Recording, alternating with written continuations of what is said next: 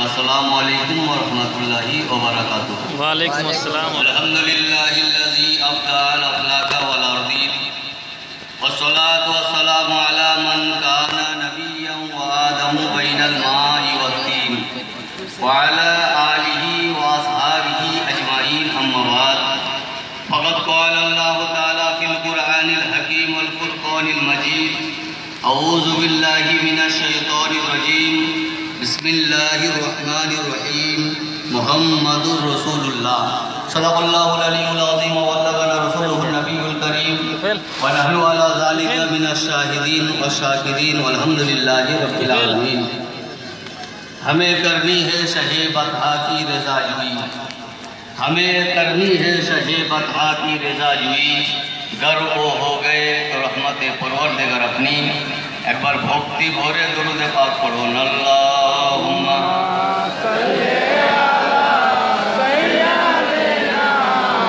मौलाना मुहम्मद व अला आले सय्यदना मौलाना मुहम्मद सल्लु अला मुहम्मदिन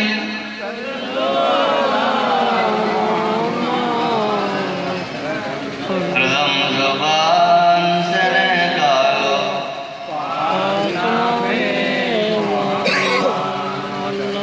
सल्लल्लाहु अलैहि वसल्लम। আজকে যে ঐতিহ্যবাহী নুরানি অনুষ্ঠান অনুষ্ঠিত হতে চলেছে, যে উদ্দেশ্যে আপনারা সকলে অবগত। আচ্ছা বলুন, দারিয়াপুরের বুকে আজ প্রথম জলসা না এর আগে হয়েছে কিছু? কটা জানা আছে? তোতে আপনারা দরুদ পড়েননি? হ্যাঁ হ্যাঁ করেন। তাহলে আজ রিহার্সাল কেন দিতে হয়েছে আপনাদেরকে? মানে কোনোটাই দরুদ পড়েন, কোনোটাই কসম খেয়ে বসে থাকে। কারণ অন্য এলাকার তুলনায় আপনাদের জোশ বেশি হওয়া উচিত। আমাদের বীরভূমে মানুষ গোশ খেয়ে জোশ বাড়ায়, আর এখানে আপনাদের আল্লাহ তৌফিকে আপনারা শুধু নয় আমরাও ভাগ্যবান যে অন্য কারণেও আমাদের জোশ বেড়ে যায়। ঠিক না বে ঠিক? হ্যাঁ করবেন, তাহলে বুঝতে পারবো যে আমার মুর্শিদাবাদের ভাষা বাজছে না, ওটা লাগছে। আমি পড়েছি মহাগ্রন্থ কোরআন মাজিদ হইতে অপূর্ব আয়াতে কারিমা। আর আরেকটি ভাগ্যের বিষয় আমাদের,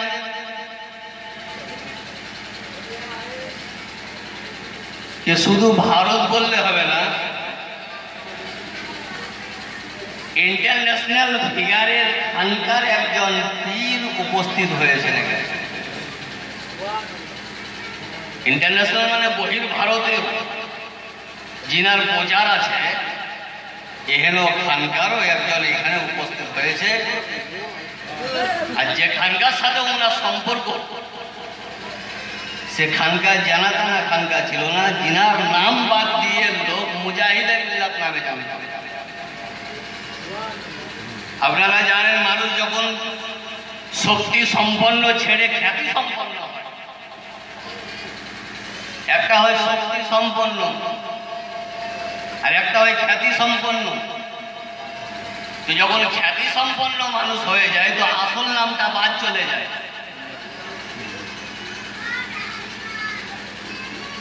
আমার আব্বা এই বাঙ্গালেরই একজন মানুষ, যিনি স্কুলে লেখাপড়া কোনো কাজই করেননি, সুযোগও পাননি, কিন্তু ওনার ভাষা আমাদের মতো বোকা তো দূরের কথা, স্কুলের মাস্টারকে ডিকশনারি পড়তে হইতো।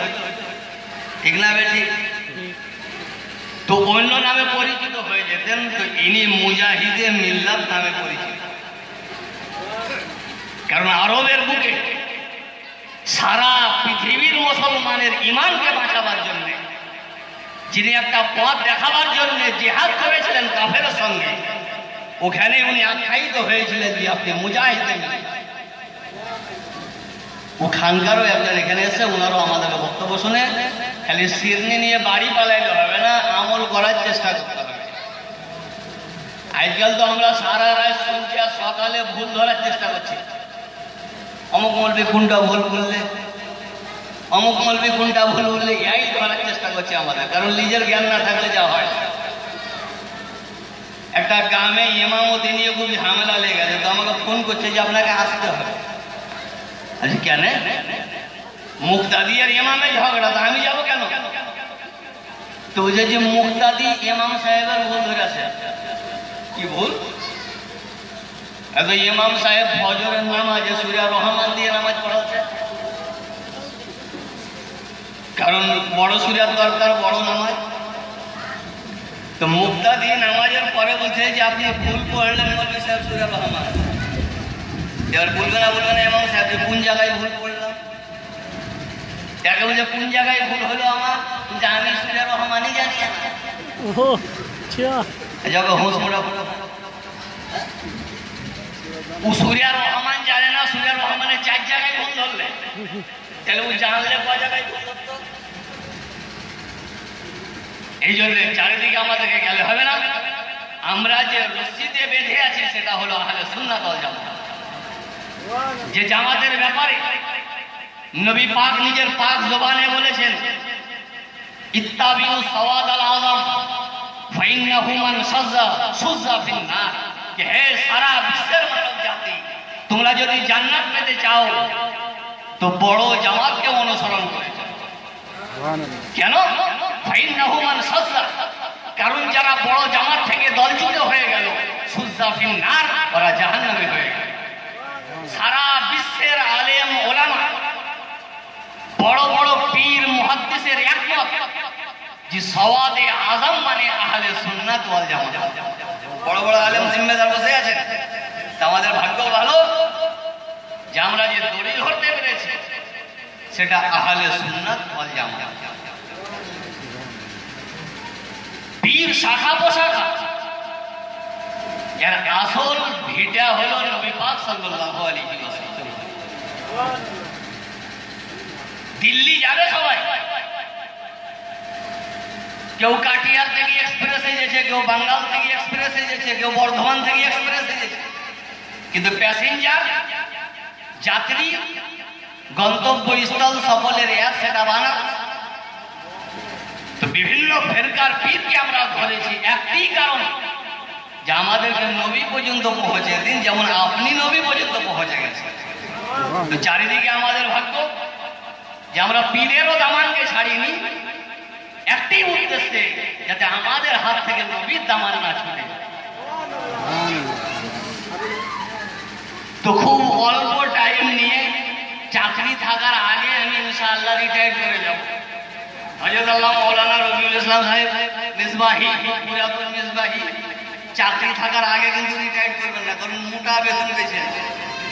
আর আমি চাকরির আগে ইনশাআল্লাহ রিটায়ার করে চলে যাব, আপনাদেরকে খুব বিরক্ত করবো না। আজ আমরা আলেম ওলামার মুখে শুনলাম যে কোরআন মহাগ্রন্থ কিতাব, কিন্তু কোরআনের কাছে এসে আমরা চিনলাম না যে কোরআন কত মহাগ্রন্থ কিতাব। আসুন কোরআন কত মহাগ্রন্থ কিতাব। হাদিসের মধ্যে বিখ্যাত হাদিস তিরমিজি শরীফ দ্বিতীয় খণ্ড 114 পৃষ্ঠায় লেখা আছে যে হাদিসটা পড়তে যাচ্ছে। আর যিনি এই হাদিসটা বর্ণনা করছেন ইনি কোনো ছোটখাটো র্যাঙ্কের সাহাবী ছিলেন না, খুব বড় প্রশ্নের সাহাবী ছিলেন। তিনি হলেন আলী মুর্তজা রাদিয়াল্লাহু তাআলা আনহু, জিনার ব্যাপারে নবী পাক নিজের পাক জবানে বলেছেন, কানা মদিনাতুল ইলমে ওয়া আলীউন বাবুহা। এর মানে নবী বলেন আমি সমস্ত জ্ঞানের ভান্ডার, সমস্ত জ্ঞান দুনিয়াতে যত জ্ঞান আছে নবী বলে সকল জ্ঞানের আমি ভান্ডার। আর ওই ভান্ডারের দরজা হলো আলিয়ে মুর্তজা। আচ্ছা, আপনারা দাঁড়িয়াপুরের লোক সোনার দোকান দেখে আছেন, স্বর্ণকারের? হ্যাঁ দেখে আছেন। আর যে দোকানে ভাঙাচুরা থাকে, প্লাস্টিক, লোহা ইত্যাদি, আমাদের এলাকা তোকে ভাঙড়ি বলে, আপনারা কি বলেন? সুজাপুরে দেখতে পাবেন লরি লরি তো ভাঙা লেগে আছে, ভাঙড়ি বলেন। এটা ভাঙড়িতেও দরজা আছে। নিজের মাল হেফাজতের জন্য। আর স্বর্ণকারের দোকানেও দরজা আছে নিজের সোনা রক্ষার জন্য। দরজা দু জায়গাতেই, তো দুটো দরজা সমান না আলাদা আলাদা? হ্যাঁ, কারণ এখানে যত দামি মাল আছে ওকে রক্ষার জন্যে তেমনি মজবুত সিস্টেমের কপাটের দরকার, শাটারের দরকার। আর এখানে যেমন কম মাল আছে তেমন হালকা দরজারই দরকার, যাতে ছাগল না ঢুকে। তো নবী বলছেন আমি সমস্ত জ্ঞানের ভান্ডার, তো যেমন ভান্ডারের কোনো তুলনা হয় না, অপরদিকে দরজারও তুলনা হয় না, তিনি হলেন আলিয়ে মুর্তজা। তাহলে দরজা কেমন মজবুত একবার চিন্তা করেন। উনি কত মজবুত দরজা ছিলেন। একটি আমি খুব হালকা আকারে ঘটনা বলে উক্ত হাদিসটা পড়ে উক্ত আয়াতের উপরে কিছু ইনশাআল্লাহ বলব। যে আলিয়ে মুর্তজা কত জ্ঞানী ছিলেন, কত মহাবৈজ্ঞানিক ছিলেন। ইনি যখন চতুর্থ নম্বরে খলিফা হলেন, তো তিনজন লোক ইনার কাছে এসে একটা সমস্যা নিল। সমস্যা কি? তিনজন লোক 17টা উট কিনেছে। কটা উট? 17টা। আমরা যেমন কোরবানির একটা জানুয়ারি 7 জন ভাগা দিই, কেউ 6টা দেয়, কেউ 5টা দেয়। তো 17টা উট, তিনজন শিয়া। ওর মধ্যে একটা লোকের অর্ধেক আছে, একটা লোকের 3 ভাগের 1 ভাগ, আর একটা লোকের 9 ভাগের 1 ভাগ শিয়ার। আর উট কটা? 17টা। আচ্ছা, সারা বিশ্বের লসাগু স্পেশালিস্ট যদি মাস্টারকে বোঝা হয় তো ভাগ করে দিতে পারবে? কেউ উট কাটবে না, সমান সমান ভাগ করে দিবে না? কাটতে হবে। 17টা উটের মধ্যে যার অর্ধেক ভাগ, কটা পাবে?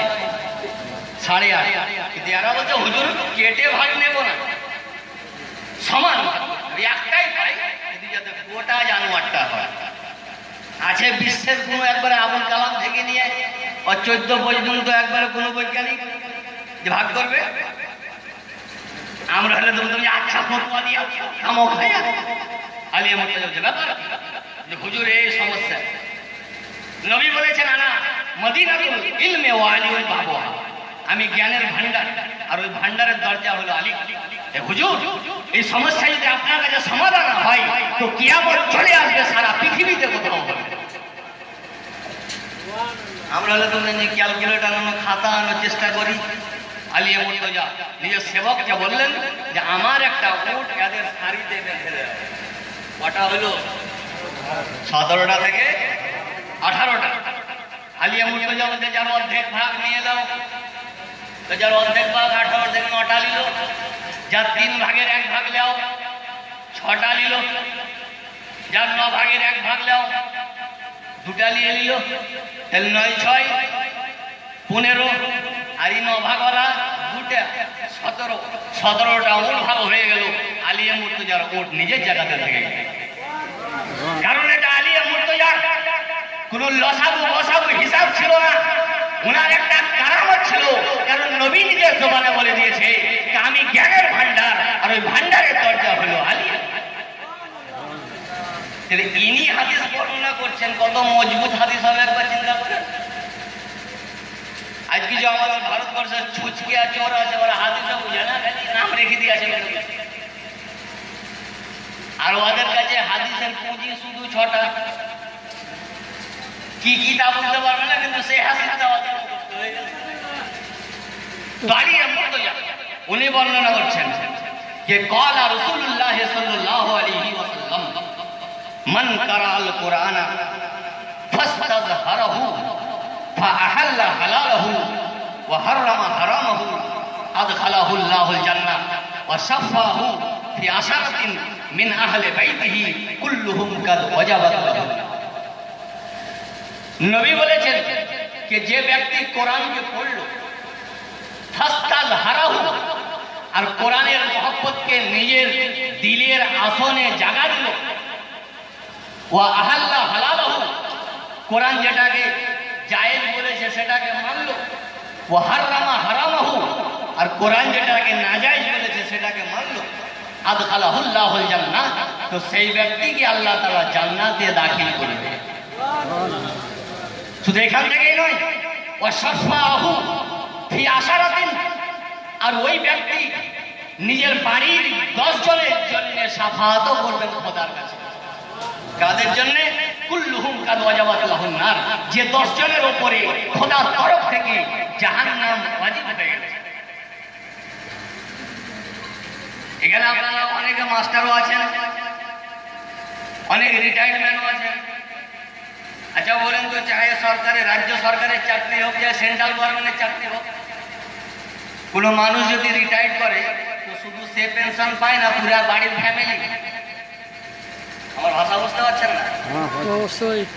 যে চাকরি করে রিটায়ার্ড হলো সে শুধু পেনশন পাবে, ধর বাড়িতে যত পরিবার আছে সকলেই পাবে? পাবে না। রাজ্য সরকার হলে রাজ্যে বেচতে হবে, আর সেন্ট্রাল গভর্নমেন্ট হলে দিল্লি বিচে অন্য জায়গায় চলে যেতে হবে, দিবে না। কিন্তু শরীয়ত অফার কত দিচ্ছে যে কোরআন পড়লো একজন, সে তো জান্নাতে যাবে, ওর ওসিলাতে, ওর মাধ্যমে, ওর শাফাআতে নবী বলছেন এমন 10 জন জান্নাতে যাবে যাদের উপরে জাহান্নাম ওয়াজিব হয়ে গেছে। তাহলে পড়লো কোরআন একজন, ওর ওসিলাতে জান্নাতে গেল 11 জন, তো কোরআন কত মহাগ্রন্থ কিতাব, একবার নিজে নিজে সমীক্ষা করে। এখানে গুরুত্বপূর্ণ কিতাব থেকে আমি অপূর্ব আয়াতে কারিমা তেলাওয়াত করেছি, যে আয়াত একদিকে দেখতে গেলে কোরআন শরীফের একটা আয়াত, অপর দিকে দেখতে গেলে যে কলমা পড়ে মানুষ মুসলমান হয়, এখানে কলমার দুটো অংশের মধ্যে একটা অপূর্ব অংশ, সেটা হলো মুহাম্মাদুর রাসূলুল্লাহ সাল্লাল্লাহু আলাইহি ওয়াসাল্লাম।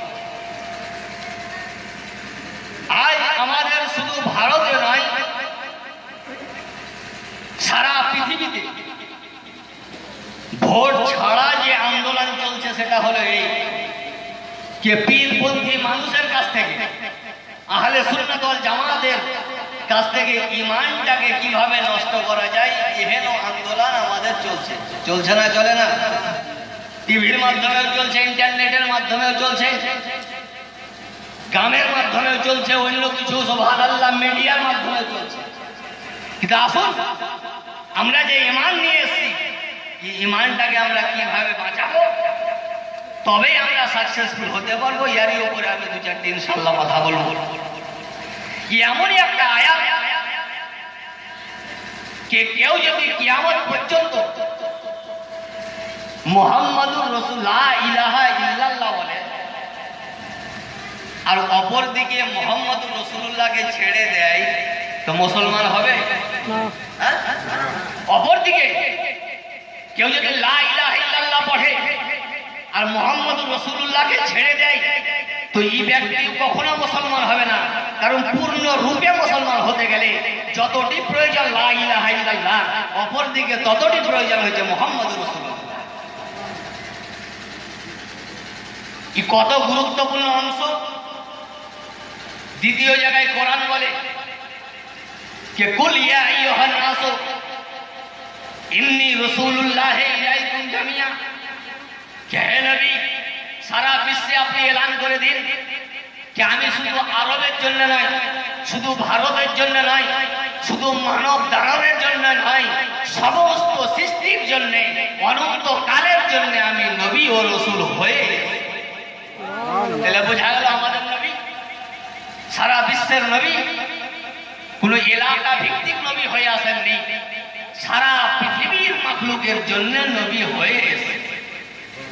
এই আয়াতের কিছুক্ষণ আগে আল্লাহ তাআলা বলে ফাআমিনু বিল্লাহি ওয়া রাসূলিহিন নবিয়্যিল উম্মি, অতএব তোমরা আল্লাহর প্রতি ঈমান আনো, আর আল্লাহর ওই নবীর প্রতি ঈমান আনো যে নবী নবীর উম্মি ছিলেন। বলুন সুবহানাল্লাহ। আজ বড় বড় শিক্ষিত, বড় বড় লেকচারার, বড় বড় অ্যাডভোকেট, তার উপরে যারা আপনার আমার তথা জিম্মেদার আলেম ওলামার ভুল ধরে ক্রিটিসাইজ করছে, কি যাই গো মৌলভী সাহেব আমাদের নবী তো মূর্খ নিরক্ষর ছিলেন, তো আপনারা নবীকে শিক্ষিত কোথা থেকে বলছেন? বাংলা বই থেকে হয়তো পেয়েছে কোথাও। তো কোন আয়াতে তুমি পেলে যে নবী মূর্খ? তুই যে কোরআন বলছে কি ওই নবীর উপরে ঈমান আনো যে নবী মূর্খ, উম্মি নবী ছিলেন। আর উম্মি মানে বোকা, তাহলে বোঝা গেল আমাদের নবী বোকা ছিলেন, তো তোমরা শিক্ষিত কেন বলছো?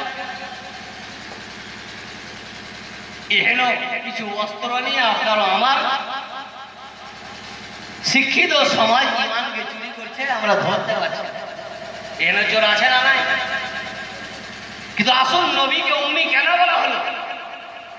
যারা এই আয়াতকে দলিল নিয়ে নবীকে নিরক্ষর বা বোকা বলেছে, অশিক্ষিত বলেছে, কিন্তু আসল কোরআনের যে আয়াত ওই নবীর উপরে ঈমান আনো যে নবী উম্মি ছিলেন, উম্মির ব্যাখ্যা কি দিয়েছেন ওটা একবার শোনো।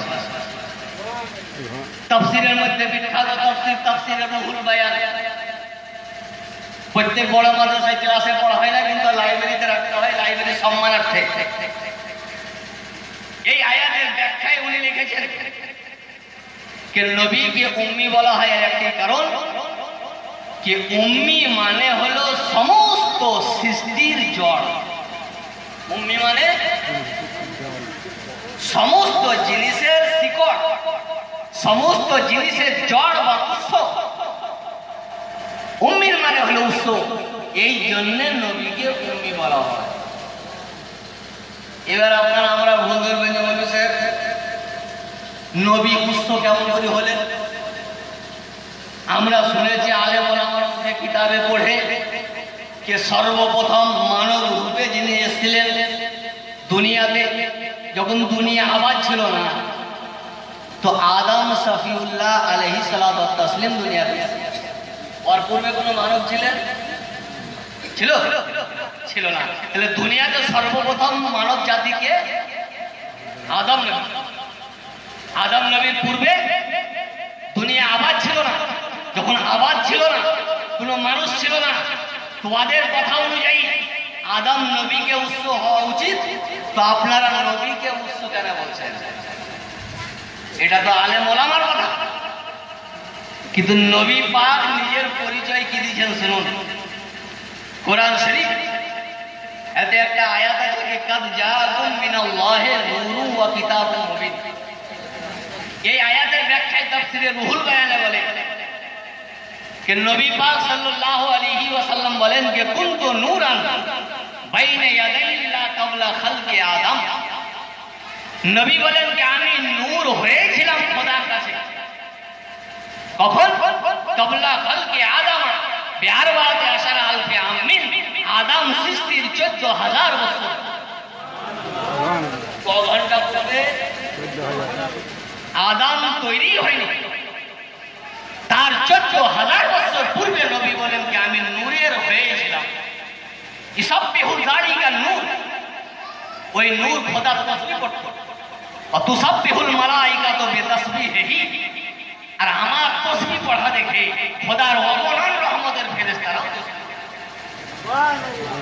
ফালাম্মা খালাকাল্লাহু আদম, 14,000 বছর পর আল্লাহ যখন চাইলেন যে দুনিয়াতে পথ প্রদর্শক পাঠাবো, আমি প্রতিনিধি পাঠাবো, তালকা জালিকা নূরা ফি সুলবিহি, তো আমার নূরের কিছু অংশ আদম দেহে ডাইরেক্ট করে দিলেন, তো আদম জিন্দা হয়ে গেল।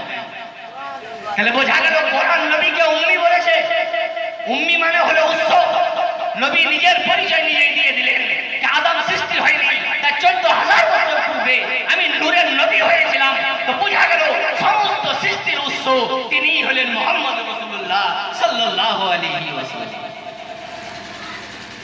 তাহলে বোঝা গেল নবী মূর্খ বলে নবীকে উম্মি বলা হয়নি, নবী অশিক্ষিত বলে নবীকে উম্মি বলা হয়নি। নবী সৃষ্টির উৎস ছিলেন, জড় ছিলেন, এই কারণে কোরআন নবীকে উম্মি বলেছে। আর যারা বলে যে নবী মূর্খ ছিল, লেখাপড়া জানতো না, যেমন ওর বাপ দাদা জানে না, কিন্তু নবী কত জ্ঞানী ছিলেন একবার দেখুন। ওনার জ্ঞানকে সারা পৃথিবীর আলেম ওলামা কি গণনা করে, যাকে স্বয়ং খোদা শিখিয়েছেন। আর যে শিক্ষার গ্যারেন্টি স্বয়ং খোদা দিয়েছেন, যে হে নবী সানুকরিউ কা ফালা তানসা, কে আমি এমন শিখিয়ে দিব যে কখনোই তুমি ভুলবে না। আচ্ছা, আপনাদের মধ্যে অনেকটাই শিক্ষিত আছেন, সকলে শিক্ষিত আছেন, স্কুলে যত শিখে আছেন সব মনে আছে না অনেকটা ভুলে গেলেন? হ্যাঁ, হয়তো বললেন যে আমরা কমজোর বলে ভুলে গেছি। মাইকেল সব ছিল না, ভুলে গেছিল। রবি ঠাকুর, কাজী নজরুল, যত শিখা ছিল সব ব্রেনে ছিল না, ভুলে ছিল। তো যদি মানুষের কাছে শিখে, নজরুল হোক, চাহে রবি ঠাকুর হোক, চাহে মাইকেল হোক, চাহে সাইকেল হোক, যদি অল্প নিয়ে যদি এত জ্ঞানী হতে পারে, তো জিনার মুআল্লিম, জিনার সুবহানাল্লাহ টিচার স্বয়ং খোদা, আর খোদা গ্যারান্টি দিচ্ছে হে নবী এত শিক্ষা দিব আপনাকে যে কখনো ভুলবেন না। সে নবীর জ্ঞানের তুলনা সারা বিশ্বের কোনো আলেম ওলামা। আর একটি কথা, আপনারা আমরা জ্ঞানী হয়েছি কিয়ামত পর্যন্ত, জেনারেশন বাই জেনারেশন যত আসবে বংশ পরম্পরা, সমর্থ থাকলে কেউ কলেজে ভর্তি করছে, কেউ আইসিডিএস এ ভর্তি করছে, কেউ আবার পাবলিক ছোট স্কুল মিলিয়ে ভর্তি করছে, নার্সারি যাকে বলে ভর্তি করছে। তা প্রত্যেকটার জ্ঞানের লাইন আলাদা। কোন ছেলে যদি কিতাব না নিয়ে যায়, 30 বছর স্কুল যায়, জ্ঞানী হবে? জ্ঞানী হবে না। আর যদি বই খুলে বসে থাকে 50 বছর, জ্ঞানী হবে? জ্ঞানী হবে না। কি করতে হবে জ্ঞানী হতে গেলে? জ্ঞানী হতে গেলে ওকে স্টাডি করতে হবে, অধ্যয়ন করতে হবে। কি ও যদি ডাইরেক্ট শেক্সপিয়ারের পজিশন নিয়ে বসে জ্ঞানী হবে? হবে না। ওকে প্রাথমিক অক্ষর চিনতে হবে, তারপরে অক্ষর যখন হবে তো আকার ওকার চিনতে হবে, ঠিক না বেটি? আকার ওকার যখন হবে তো ডবল অক্ষরকে একসঙ্গে নিয়ে মিলাতে হবে। যখন এতদূর পর্যন্ত পৌঁছে যাবে তখন ওস্তাদ বা টিচার ওকে রিডিং পড়াবে যে পাঠ্যবই দেখো। যখন রিডিং করতে লাগবে তো অটোমেটিক ওর ভিতরে জ্ঞান ঢুকবে। এই পদ্ধতি দিয়ে পড়ালেখা হয় না, অন্য পদ্ধতি আছে? আমি কিন্তু জানি না। আমি একজন মূর্খ লোক, অত বলতে পারবো না, তবে আমার যতখানি ধারণা এই হিসাবে স্কুলে পড়া হয়। তাহলে বোঝা গেল এটা শুধু দাঁড়িয়াপুর ওনার জন্য নয়, সারা পৃথিবীর মানব জাতির জন্য। জ্ঞানী হতে গেলে ডাইরেক্ট জ্ঞানী হওয়া যাবে না। প্রথমে অক্ষর চিনতে হবে, আকার ওকার চিনতে হবে, রিডিং করতে হবে, তারপর তুমি জ্ঞানী হবে।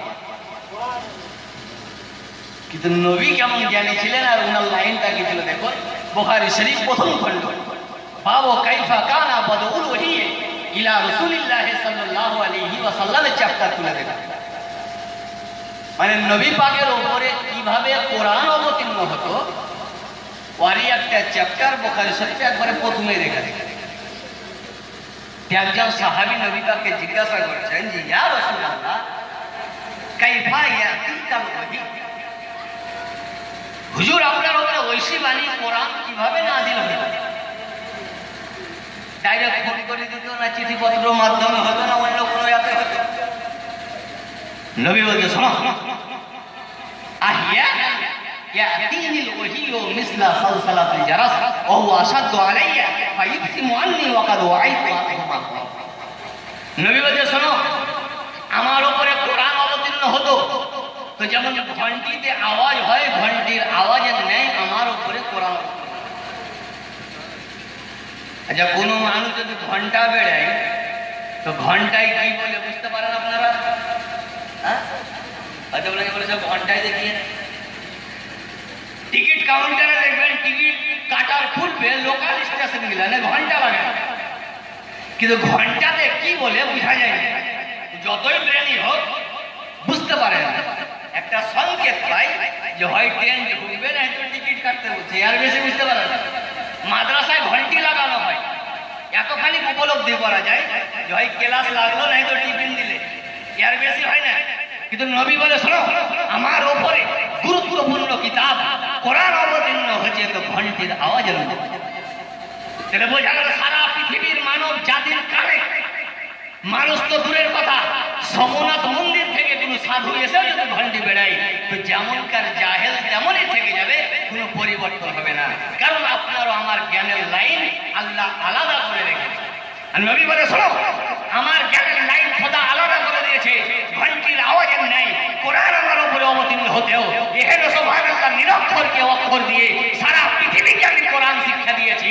সে নবী মূর্খ কেমন হতে পারে? আপনারা নিজেদের চিন্তা করেন যে নবী নিরক্ষরকে অক্ষর দিতে পারেন, সে নবী নিজেই নিরক্ষর। যারা নিরক্ষর হবে তারাই বলতে পারে, কারণ নিরক্ষর হয়ে শিক্ষিতকে নিরক্ষর বলবে না। নিশ্চয় ওই জাতের আছে নিরক্ষরের, ততই বলছে নবীকে যে নিরক্ষর। একটা লোক পানিতে, একটা ছেলে রাখাল বাগানের ব্যাপার, পানিতে পেশাব করছে, পানি যতই আল্ট্রাসোনোগ্রাফি করেন দেখতে পাওয়া যাবে না। পাহাড়ে যে আছে বলছে আমি পানির ভিতরে কি করছি বল, পারলে এক প্যাকেট সিগারেট, আর এদিকে আমাদের মুর্শিদাবাদে মালদাতে বিড়ি সাত বলে এক প্যাকেট বিড়ি। আমরা দেখি কি করছে, বলতে পারলে তুমি বিড়ি না তখন এত তো পানির ভিতরে পেশাব, তুই কেমন কে বলতে পারলি যে আমি যে পেশাব করতাম ওইভাবে? তাহলে ও পানির ভিতরে পেশাব করতো, ওই জন্য আর একটা চোর ধরে দিতে পারবে। একই জায়গার বলি আমাদেরকে যদি নিয়ে যাওয়া যে তজুমল সাহেব কি করছে বলে বলতে পারবো? আপনাকে পারবেন না, কেন ওই দরে তো আমরা নয়, ওই লাইনেই তো গিয়ে। তো বোঝা গেল যারা মূর্খ নিরক্ষর তারা নবীকে নিরক্ষর বলেছে, আর যারা জ্ঞানী কোনো কারো নবীকে নিরক্ষর বলে নেই। কারণ নবীর মতো জ্ঞান আল্লাহ তাআলা কোনো মাখলুককে কোনো জামানাতে দেননি, অদূর ভবিষ্যৎ পর্যন্ত খোদা হবে। তো আপনার আমার জ্ঞানের লাইন আলাদা, নবীর জ্ঞানের লাইন আলাদা, যাতে করে কোনো অল্প বিদ্যা মানুষ জ্ঞানের দিকে রেখে নবীকে নিজের মতো না ভেবে নেয়। এই জন্য খোদা নবীর জ্ঞানের লাইন আলাদা। তো কোরআন বলে যে ওই নবীর উপরে ঈমান আনো যে নবী কোনো মানবের কাছে না শিখে সারা বিশ্বকে শিখিয়ে দিয়েছেন। এহেন নবী হলেন নবী। আর এটাকে কোরআন বহু পূর্বে বলে দিয়েছেন যে মুহাম্মাদুর রাসূলুল্লাহ সাল্লাল্লাহু আলাইহি ওয়াসাল্লাম। একবার মজবুত করে দরুদ পাক পড়ুন, আল্লাহুম্মা সাল্লি আলা সাইয়্যিদিনা ওয়া আলা আলি সাইয়্যিদিনা মাওলানা সাল্লু আলা মুহাম্মাদিন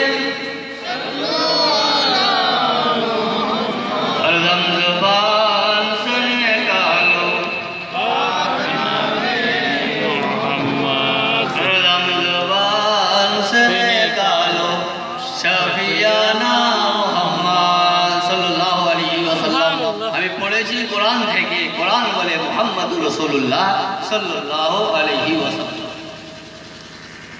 আমি এখনই বললাম যে সারা পৃথিবীতে বড় বড় ফ্যাক্টরি বাদ দিয়ে যে চোর ঘোরাফেরা করছে, সে চোর হলো আপনারও আমার দরজায় এসে চুরা করার চেষ্টা করছে। কেন?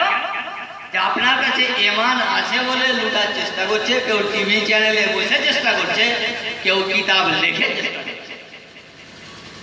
কারণ ওদের মন্তব্য হলো যে নবী যতদিন জীবদ্দশায় ছিলেন ততদিন নবীকে গুরুত্ব দিয়ে মেরেছি, আজ নবী নাই তো নবীকে আজ মানব না। এই জন্য অনেকে নবীর নামকে নিজের হৃদয় থেকে মুছে দিয়েছে। এখন প্রশ্ন হলো এই যে আমরা নবীকে মানছি কেন, আর কিয়ামত পর্যন্ত কেন মানব? ওরা তো বলছে যে যতদিন নবী ছিল ততদিন মেনে আছে, এখন নবী নাই মানব না। কিন্তু আপনারা আমরা নবীকে কেন মানছি এটা একবার ভালোভাবে শুনুন। অনেকদিন পর আপনার বাড়ি একটা মেহমান এসেছে,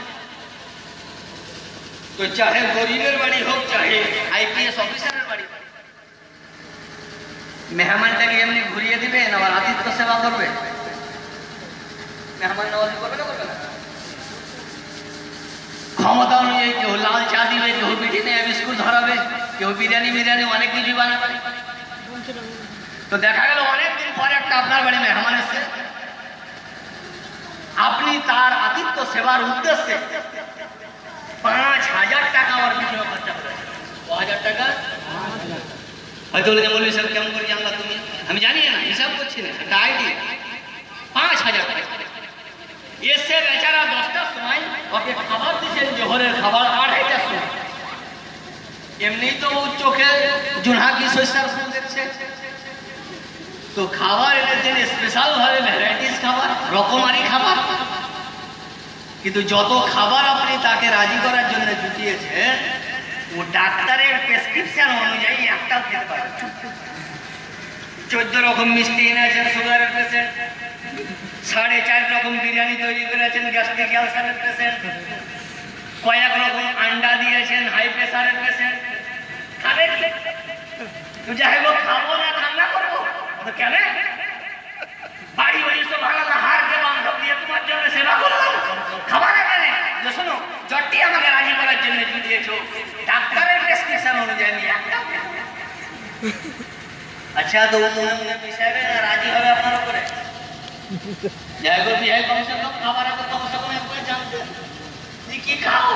আমি কিছু খেতে পারি না, শুধু কালাইয়ের রুটি আর লবণ ছাড়া কিছু খেয়ে। 5,000 টাকা খরচা করলাম, তো নারাজ হয়ে গেল। আর 1.5 টাকা চালের রুটি আর কালাইয়ের রুটি এতেই পছন্দ ইয়া, তো কমসে কম একটা ছেলে আমার উপর জানতাম। যাই হোক, কি খাবেন? তাহলে বোঝা গেল, কোন মেহমানকে আপনি রাজি করবেন তো নিজের ইচ্ছায় রাজি করতে পারবেন না। মেহমানের ইচ্ছা জানতে গেলে, মেহমানকে রাজি করতে গেলে মেহমানের ইচ্ছা জানতে হবে, ঠিক না বেটি? যাই হোক, এসছেন কি কি খেতে পারবেন তো মানা করবো, যেটা বাদ দিব, যেটা খাবে সেটা রাখবো। আর এটাও আমাদেরকে জানতে হবে যে মেহমান যে কোয়ালিটির মেহমান হবে, ওই কোয়ালিটি নির্ভর পাঠাতে হবে তার কাছে, ওর ইচ্ছা জানতে হবে, ঠিক না বেটি? আল্লাহ তাআলা মানব ও দানবকে একমাত্রই দুনিয়াতে পাঠিয়েছে ইবাদত করার জন্য। তাহলে যে যে ইচ্ছা ইবাদত করবে আল্লাহ রাজি হয়ে যাবে? আচ্ছা, 12 মাসে ক মাস রোজা ফরজ? দাঁড়িয়ে পড়ে না সব জায়গায়? সব জায়গায় 1 মাস রোজা ফরজ। তাহলে 1 মাস চাহে 29 হোক চাহে 30, আরবিতে 28 হয় না 31 হয় না? অনেক লোক বলে যে 29 রোজা পুজিল না, মাসটাই তো 29, রোজা পূজা না পূজা 29 হলেও 1 মাস, 30 হলেও 1 মাস। আচ্ছা, এই রমজান মাসে 30টা রোজাকে কোন মানুষ যদি বলে যে আমি রমজানে রাখবো না, অন্য মাসে 60টা রোজা রাখবো, আল্লাহ রাজি হবে? সারাদিনে নামাজ ফরজ 5 ওয়াক্ত। তাহলে 5 ওয়াক্ত একসঙ্গে ফরজ না আলাদা আলাদা হবে? আলাদা। তো কেউ যদি বলে ফজর থেকে জোহর পর্যন্ত খুব লং টাইম কি করবো, 5 ওয়াক্ত নামাজ এখানে পড়ে নিব, বাকি টাইম নামাজ পড়বো না, এখানে 6 ওয়াক্ত পড়বো, বাকি টাইম 5 ওয়াক্ত পড়বো না, কথা রাজি হবে? তাহলে বোঝা গেল, একটা মেহমানকে রাজি করতে গেলে মেহমানের ইচ্ছা জানতে হবে, তবেই ওকে রাজি করা যাবে। আর এখানে সমস্যা হলো এই যে ইবাদতে খোদাকে রাজি করতে গেলে খোদার ইচ্ছা জানতে হবে, কিন্তু মশলা এখানে ফেসে গেল কি যাকে রাজি করবেন আপনি সে হলো নিরাকার। যাকে রাজি করবেন সে হলো নিরাকার, যার কোনো আকার নাই। আর যে রাজি করছে সে হলো আকার। আকার নিরাকারের ইচ্ছা জানতে পারে না, কারণ সে অতদূর পর্যন্ত পৌঁছতে পারেনি। তো আজ যদি কোনো নিরাকার আকার নিরাকারের ইচ্ছা না জেনে নিজের মতো সুবহানাল্লাহ ইবাদত করে, খোদা রাজি হবে না। খোদা রাজি না হলে মানুষ পথভ্রষ্ট হয়ে যাবে। এই পথভ্রষ্ট থেকে বাঁচাবার জন্য মধ্যে একটা মিডিয়ার দরকার, একটা আইডিয়ার দরকার, একটা নির্ভরের দরকার, একটা মাধ্যম ওসিলার দরকার, যে মাধ্যমের সম্পর্ক নিরাকারের সাথেও থাকে আকারের সাথেও থাকে। এহেন মাধ্যম হলো মুহাম্মদ রাসূলুল্লাহ সাল্লাল্লাহু আলাইহি ওয়াসাল্লাম। তার মধ্যে যদি নবী না থাকতেন তো খোদার ইচ্ছা বুঝা যেত না। আর খোদার ইচ্ছা না বুঝলে সারাদিন সুবহানাল্লাহ নামাজ পড়েন, খোদা রাজি হতো না। তো নবী পাক এসে সারা বিশ্বের মানব জাতির ঈমানকে রক্ষা করে দিয়েছেন। এই জন্য নবীর শুধু একদিন দুদিন 1 মাসের জন্য নয়, কিয়ামত পর্যন্ত গুরুত্ব থেকে গেল। সারা পৃথিবী যদি নবীকে বাদ দেয় তো নবী বাদ যাচ্ছে না, কারণ যে নবীর উপরে খোদা মোহর মেরে দিয়েছে মুহাম্মদুর রাসূলুল্লাহ সাল্লাল্লাহু আলাইহি ওয়াসাল্লাম। কোরআন বলে মুহাম্মদুর রাসূলুল্লাহ সাল্লাল্লাহু আলাইহি ওয়াসাল্লাম। এর মানে কি? আজ আমাদের দেশে একটা যদি ছেলে হয় তো 50টা লোক খালি শোধায় হলো কবে আঁকি কাটবে। অনেক লোক শোধায় যে ছেলে হলো, বলে না বলে? তো কেউ আঁকি গানিয়ে ছুটাছুটি, কেউ কি ছেলে হলো ছুটাছুটি। আর কিছু লোক আছে যে কি নাম রাখলে ভালো হয়, একটু হয় না, তো নিজের ইচ্ছা মতো ছেলে যদি আলকাতরার মতো হয় তবে কামারুন্নে সাবিল দেয়। এক কথায় বেশিরভাগ দেখিয়ে নামের সঙ্গে কাম মিল লেখা যায় শরীফুল ইসলাম বা অন্য কিছু, দেখা গেল ওর ব্যতিক্রম। বলতে যাচ্ছি যে নামের সঙ্গে আমাদের কামের অনেকটা অমিল হয়, যেটাই নাম ওটাই যে কাম খুব কম। দেখা গেল বিশাল একটা শরীফুল ইসলামের নাম কিন্তু মার্ডারের ওই এজেন্ট, নামের সঙ্গে কামের কিন্তু নবীর নাম এবং নবীর ঐতিহ্য অস্তিত্ব, নবীর ব্যক্তিত্বের সাথে কতটা মেলা যায় একবার দেখে। কোরআন বলে মুহাম্মদ রাসূলুল্লাহ, মুহাম্মদ মানে হলো চরম প্রশংসিত। আজ কোনো মানুষ কাউরের কাছে যদি কিছু কাম পায় বা আশ্রয় পায় তো খুব প্রশংসা করলে যে লোকটা খুব ভালো, আর বাপ দাদা অত ভালো ছিল না, লোকটা খুব ভালো। অন্য টাইমে যদি ওকে সহযোগিতা না করে তো ওই লোকটাই ওর কাছে খারাপ হয়ে যায়, হয়তো হয় না? তোমার বাপ দাদার থেকে তুমি ভালো ছিলে, কিন্তু তোমার বাপ দাদাই ভালো, তুমি সব থেকেই খারাপ। তাহলে একটা লোক সর্বক্ষণের জন্য চরম প্রশংসিত হয়। আপনার উপকার করে যাবে প্রশংসিত, আমার ক্ষতি করে যেতে আমার কাছে প্রশংসিত নয়। কিন্তু কোরআন বলছে মুহাম্মদ মানে চরম প্রশংসিত, যার প্রশংসা করে শেষ করা যায়। আপনারা জানেন যে নবীর দুটো গুরুত্বপূর্ণ নামের মধ্যে একটা নাম হলো আহমদ, অপরটি নাম হলো মুহাম্মদ। আহমদ মানে হলো অতি প্রশংসাকারী, চরম প্রশংসাকারী, আর মুহাম্মদ হলো চরম প্রশংসিত। তো নবী চরম প্রশংসিত হলেন কেমন করে, আর চরম প্রশংসাকারী কেমন করে? আল্লাহ বলে, হে নবী আপনি ঘাবড়িয়ে যাবেন না, মানুষ আপনার প্রশংসা করুক চাই না করুক, সাহাবায়ে কেরাম আপনার প্রশংসা করুক চাই না করুক, আপনি নিজে প্রশংসিত হওয়ার জন্য কোন মানব জাতির মুখাপেক্ষী নয়। আপনি আমার প্রশংসা করেন, এই জন্য আপনি আহমদ হলেন, আর আমি আপনার প্রশংসা করি, এই জন্য আপনার নাম হলো মুহাম্মদ। তো যে নবীর প্রশংসা স্বয়ং খোদা করে, সারা বিশ্ব যদি নবীর প্রশংসা না করে তো নবীর কোনো যায় আসে না।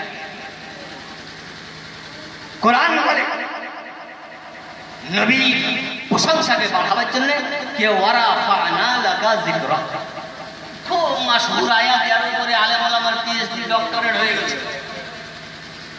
কে হে নবী আপনার স্মরণকে অমর করে আমি তুললাম। অনেকে তর্জমা করে ওয়ারাফা'না লাকা যিকরাক, উঁচা করলাম, ওই উঁচারই দ্বিতীয় বাংলা হচ্ছে অমর করে তুললাম, মানে যেটা কখনো করবে। এই আয়াতের ব্যাখ্যায় তাফসিরে জালালাইনের বিখ্যাত মুফাসসির আল্লামা জালালউদ্দিন মুহাদ্দিস শাফি আলাইহি রাহমা ওয়া রিদওয়ান ব্যাখ্যা দিয়েছেন যে হে নবী আপনার প্রশংসাকে আল্লাহ ওমর কেমন করে করলেন। উনি বলছেন ফিল আযানি ওয়াল ইকামাতি ওয়াত তাশাহুদি ওয়াল খুতবাতি ওয়া গায়রিহা। হে নবী খোদার নাম যদি আযানে আছে তো আপনারও নাম আযানে থাকবে, খোদার নাম যদি একামতে আছে তো আপনার নামও একামতে থাকবে, খুতবার নাম আল্লাহর নাম যদি তাশাহুদে আছে হে নবী আপনার নামও তাশাহুদে থাকবে, খোদার নাম যদি খুতবাতে আছে তো হে নবী আপনারও নাম খুতবাতে থাকবে। এক কথায় খোদার নামের সঙ্গে আপনার নাম থাকবে, তো খোদার নামের সুবহানাল্লাহ যেমন কোনো তুলনা হয় না ওমর নাম, হে নবী আপনারও নাম ওমর। এই জন্য কোরআন আপনাকে মুহাম্মদ রাসূলুল্লাহ বলেছে। আচ্ছা কেউ যদি হিংসা করে আজান থেকে নবীর নাম বাদ দিয়ে দেয় আর 30 বার আল্লাহু আকবার বলে, আজান হবে? হিংসাতে হিংসার বশীভূত হবে না, কারণ যে নবীর স্বয়ং স্মরণ স্বয়ং খোদা বাড়িয়ে দিয়েছে, সারা বিশ্বের সুবহানাল্লাহ অন্য কাস্টের লোক এসে যদি বলে যে আমরা কম, নবীর প্রশংসা করবে না, কারণ স্বয়ং খোদা বাড়িয়ে দিয়েছে। তো মুহাম্মদ মানে অতি প্রশংসিত, রসুল মানে হলো যিনি আগত ও প্রেরিত। এর মানে না যে বাড়ি থেকে হয়ে গেল যেন নবী হয়ে গেল, প্রেরিত, প্রেরিতকে বলা হয় আরেকটা রাসূল। তো মুহাম্মদ রাসূলুল্লাহ এর অতি প্রশংসিত খোদা প্রেরিত রসুল আছেন, রসুল মরে মাটিতে চলে যায়। কোরআনের তর্জমা কি হলো? অতি প্রশংসিত খোদা প্রেরিত রসুল আছেন, অন্য জামাতের ফতোয়া অনুযায়ী নবী মরে মিটে মাটিতে চলে যায়নি, নবীর ব্যক্তিত্ব অস্তিত্ব এখনো বিদ্যমান হয়ে গেছে। তাহলে কোরআন বলছে হে নবী আপনি মরে যাননি, মাটিতে মিশে যাননি। অন্য জামাত বলছে নবী মরে মাটিতে মিশে গেছে। তখন কোরআনের কথা নেবেন না অন্য জামাতের কথা নেবেন? হ্যাঁ, আমরা বলে যে মৌলভী সাহেব ঠান্ডা ঠান্ডা লাগছে, ঘুম আসতে ভালোই লাগছে। তো কোরআন বলছে হে নবী আপনি মরে মাটিতে মিশে গেছেন, জীবিত আছেন। আর কেউ যদি বলে নবী মরে মাটিতে মিশে গেছে, তো কোরআনটা নেবেন না ওর কথাটা নেবেন? কোরআনেরটা নিতে হবে, কারণ কোরআনের কথার উপরে যদি আমরা না চলি তো আমাদের যে ইমানটা আছে ওটাও হারিয়ে যাবে। তাহলে বোঝা গেল কোরআনের ভাষাতে কি আপনার আমার নবী জীবিত হয়ে আছেন। বলুন আলহামদুলিল্লাহ। আলহামদুলিল্লাহ। তিনি কেমন জীবিত হয়ে আছেন? তিরমিজি শরীফ 2য় খণ্ড বাব ফাযাইলুল কোরআনের চ্যাপ্টার খুলে দেখুন कि বিখ্যাত সাহাবী হযরতে ইবনে আব্বাস রাদিয়াল্লাহু তাআলা আনহু বর্ণনা করেছেন। কি বলছেন? कि ज़राबा बाज़ असहाबिन नबी सल्लल्लाहु अलैहि वसल्लम ख़िबाअहु अला क़ब्रि وهو لا يحسب أنه قبر فإذا فيه قبر إنسان يقرأ سورة الملك حتى ختمها فأتى النبي صلى الله عليه وسلم فقال يا رسول الله ضربت خبائي على قبر وأنا لا أحسب أنه قبر فإذا فيه إنسان يقرأ سورة الملك حتى ختمها فقال النبي صلى الله عليه وسلم هي المانية هي المنجية تنجيه من عذاب القبر। একজন সাহাবী নবীর কাছে এসে বললেন যে হুজুর, কিছু সাহাবা যুদ্ধে যাওয়ার কারণে কিছু তিরপল তাম্বু গেড়ে একটা কবরের উপরে আরাম করছে, কিন্তু ওনারা বুঝতে পারেননি যে এটা কবর। তো রাতে ট্যান্ট গেড়ে তাম্বু গেড়ে যেমনই কর্ণপাত করে শুয়েছেন, তো মনে হচ্ছে ভিতর থেকে একটা লোক তাবারাকাল্লাযী বিয়াদিহিল মুলক সূরা মুলক পড়ছে। এক আয়াত নয়, 2 আয়াত নয়, পূর্ণ সূরাটা পড়লো। আমরা হয়তো মৌলভী সাহেবের কাছে দৌড়িয়ে যেতাম, মৌলভী সাহেব পানি পড়াতে সব কোরআন শরীফ দেখো। নবীর কাছে দৌড়ে এসে সাহাবী বলছেন ইয়া রাসূলুল্লাহ ज़रबतु ख़िबाई अला क़ब्र, আমি একটা কবরের উপরে তাম্বু গেড়েছিলাম আর আমি বুঝতে পারিনি যে সেটা কবর ছিল। ওতে একটা মানুষ সূরা মুলক পড়ছে আর পূর্ণ সূরাটা পড়লো, আমি শুনলাম। নবী কি বুঝে শুনুন, হিয়াল মানিয়াতু হিয়াল মুনজিয়াতু তুনজিহি মিন আযাবিল কবর।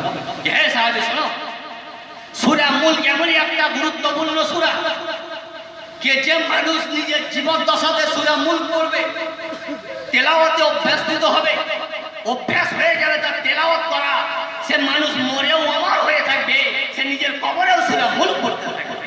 সুবহানাল্লাহ। তাহলে একটা সাহাবী নবীর কথা অনুযায়ী সূরা মুলকের ফজিলত শোনার পর আমল করার কারণে মরার পরেও কবরে জীবিত হয়ে যদি কোরআন পড়ার ক্ষমতা রাখে, তো যে নবী খোদার তরফ থেকে এসেছিলেন ও নবী কেমন করে মরে যেতে পারে? সে নবী মরে নাই, নবী কবরে জীবিত হয়ে নাই। সুবহানাল্লাহ, সুবহানাল্লাহ। তো নবী মরে নাই, নবী জীবিত হয়ে আছেন। আর আপনারা আমরা যে দরুদ পড়ছি, নবী বলছেন যে ভায়া হয়ে নয়, আমি ডাইরেক্ট তোমাদের দরুদকে শুনতে পাই। সুবহানাল্লাহ, সুবহানাল্লাহ।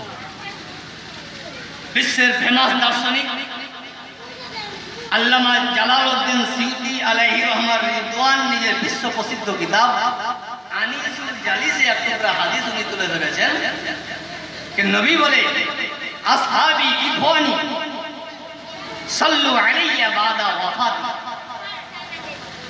নবী বলছেন যে সমস্ত সাহাবায়ে কেরাম আমার সঙ্গসাথী, হাজারে সফরে 24 ঘন্টা আমার সহযোগী হলেন সাহাবায়ে কেরাম। সাল্লু আলাইহা বাদা ওয়াফাতি, নবী বলছেন যে আমার ওয়াফাতের পরেও তোমরা দরুদ পড়ো। কে বলছেন এটা? এই হাদিসে অনেক লোক সুযোগ পেলে নবী তো নিজে বলছে যে আমার মমতের পর কেন নবী মরল, আমরা মরা বলছি তোমরা ফতোয়া কেন দিচ্ছ? কিন্তু ওয়াফাত কেন বলে শোনো, যতক্ষণ বিশ্বাস আছে ততক্ষণ খালি দাঁড়িয়ে আছি, তারপর ইনশাআল্লাহ ওনার হাওয়ালে আপনাদেরকে হাওয়ালা করে দেবো, আমি হাওয়ালা হয়ে চলে যাব। ওয়াফাত কাকে বলে? আমাদের দেশে মানুষ যদি মরে সাধারণত অমুক মরল, আর এর জন্য হাইকোর্টের লোক যে অমুক মানুষ ইন্তেকাল করলেন,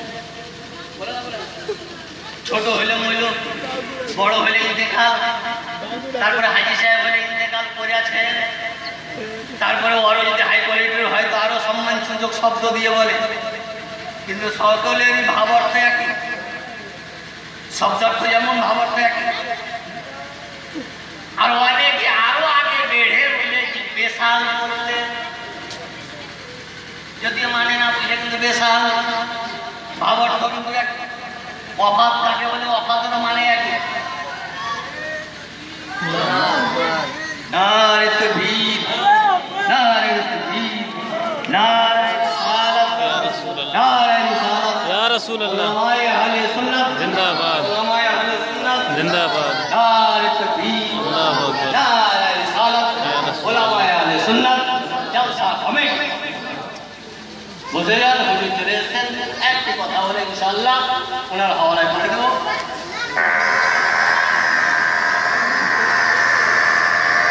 ए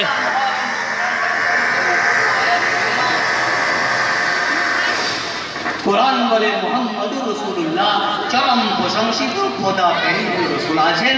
এ বলে আমি আমার বক্তব্য সমাপ্ত ঘোষণা করলাম। বলা ও খোদার মাধ্যমে হয়ে থেকে ভুল ত্রুটি ক্ষমা প্রার্থী। ওয়া মা আলাইনা ইল্লাল বালাগ। আসসালামু আলাইকুম ওয়া রাহমাতুল্লাহি ওয়া বারাকাতুহু।